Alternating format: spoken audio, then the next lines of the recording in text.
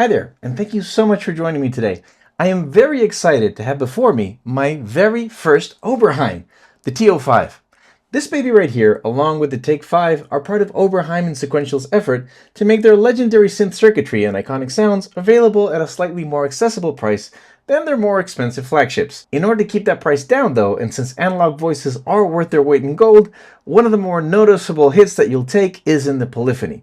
The TO5 right here offers you 5 analog voices of full polyphony, and if you're used to digital synths or plugins where polyphony isn't really an issue, you might run into a little thing called voice stealing. If you're unfamiliar with this phenomenon, it happens when you reach your synth's maximum voice cap, so the synth literally has to steal one of the other voices that is currently being played in order to create that new note. Allow me to demonstrate. 1, 2, 3, 4, 5 voices. Let's steal one. On most synths, the way this voice theft is managed can be customized so that priorities can be established. This includes setting things like the voice priority to the last note held so that you'll never hit a key and have a note not trigger, or reversely, the first note held so that you don't steal voices from voices that you're currently sustaining. The thing is, if you're not careful or at least aware of this limitation, it can become pretty annoying when you're playing or recording something. Since I've already had to deal with a few synths with limited polyphony in the past, I want to share with you some of my favorite ways of dealing with voice stealing and voice limits so you can get the maximum bang for your buck. Before we start though, if you've had to deal with voice stealing yourself, I'd love to know what methods you use to get around the polyphony limit on your synths. Please let us know your tips and tricks in the comments below. So let's start with number 1, which is useful especially for live playing. Chop up your chords. If you're coming from a piano or a keys playing background, you're probably used to playing full chords using both hands, or at the very least you're very cozy using the good old tried and true triads, which require 6 voices. This obviously isn't going to work on a 5-voice synth. So what I like to do here is I divide up my chords between both hands so that I'm usually below my voice limit at all times. In this next progression, I'm going to be playing a C minor chord, but I'm not going to be playing the minor third on my left hand. I'm going to be emphasizing it on my right hand instead, and that way I'll also be leaving myself room to play around a bit. And I'll be doing that on the whole chord progression, only playing the minor third once in a while with my left hand a few times when I want to drive the point home.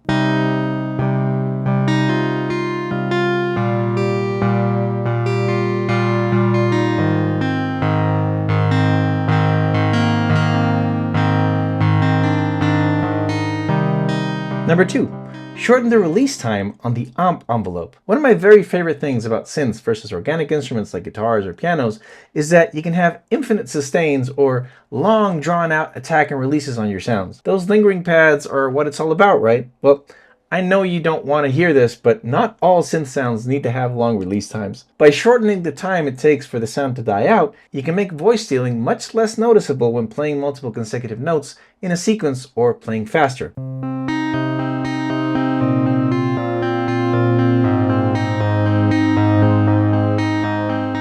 I can even increase the BPM, and still, no voice stealing here.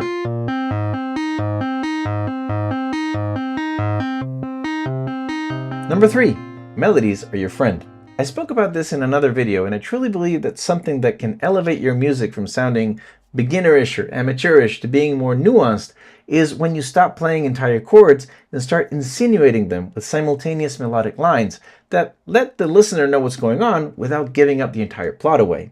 Composing and playing like that can also be used in a very powerful way to attenuate the polyphony limits on a synth. In this next example, I'm going to be using that same melodic line that I programmed before, and I'm going to be playing over the lower end and the higher end of the keyboard so I can still give you the full picture of what scale I'm in and what chords I'm playing without running into the voice limit. And to help me out, the TO5 actually has a great feature that is that I can split this keyboard into either -1 or -2 octaves, which makes it a pretty versatile live player as well.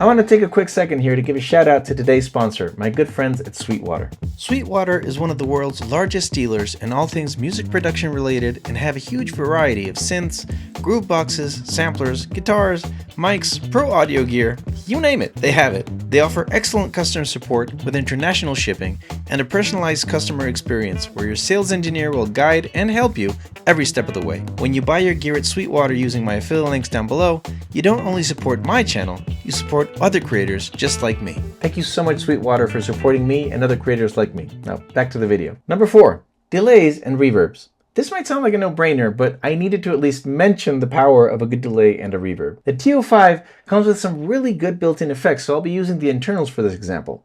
I'm going to put on the delay and the reverb.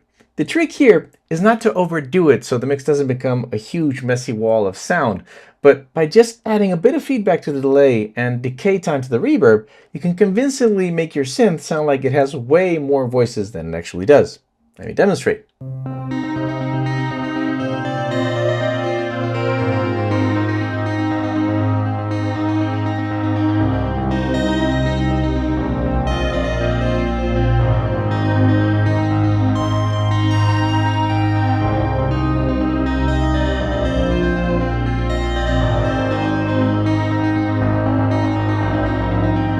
Now, the next two workarounds require additional devices and a bit more work, but they really are the ultimate way of making your polyphony limit just disappear. Number 5, multitracking. This is perhaps the easiest and most straightforward way of dealing with low polyphony, and I tend to use this on mono synths like the Sub 37 all the time. This is also really helpful if you want to record pads with huge spread out chords with long releases. So to multitrack, you just need to use your DAW. Record a single chord in there for as long as it needs to ring out.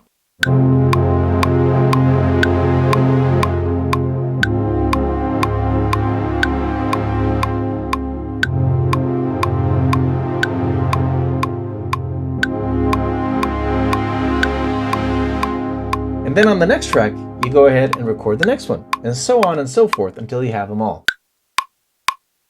From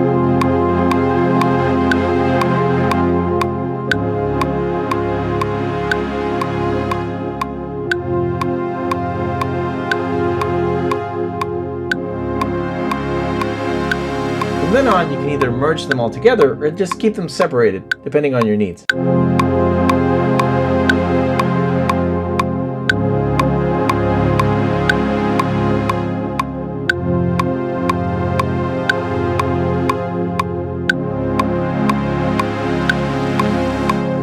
Number 5, and by far the best, multi-sampling. Now, I love sampling as an art form in general, so this is one of my favorite ways of using my low voice count synths as building blocks for something else that can be entirely different and original. There are loads of multi-sampling plugins out there, but in my case, I'm a big fan of the auto sampler on the MPC. You just plug it in via audio and MIDI, and the MPC will make a virtual instrument based on multiple samples of your synth. I have a dedicated video going into depth about it that I'll link down below if you're interested, but the gist of it is that you make a clone of your synth without the voice limit that you can also continue to warp and mangle to your taste on the MPC. If you've made it this far, thank you so much for watching, and if you like what I do here, please remember that you can always support my channel with something as simple as just clicking that like button, subscribing, or leaving me a comment, even if it's just to say hi. I hope you found this video useful, or at least entertaining. Have a great week. I'll see you next time.